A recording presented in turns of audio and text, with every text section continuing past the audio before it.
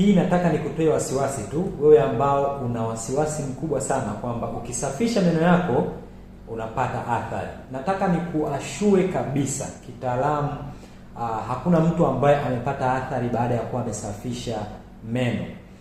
Na tukizungumzia kusafisha meno tunamaanisha kwamba amefanya ile scaling. Sasa kitu gani ambacho kinasababisha uone kama kuna athari?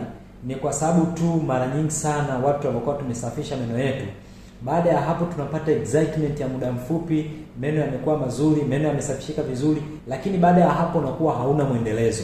Sasa kutokuwa na mwendelezo baada ya kusafisha, na hasa kupiga mswaki usiku na asubuhi, unajikuta unatengeneza ile lapid, yani inakuwa ni ya haraka sana, yale mabaki yanarudi. Kwa hiyo unaweza kujikuta baada ya kuwa umesafisha alafu haujakuwa na mwendelezo mzuri wa kusafisha kinywa chako, unaweza kusababisha kufasten zaidi yale mabaki ya vyakula kurudi tena, calculus kurudi tena, na mwisho wa siku kuona kama umepata athari mara mbili.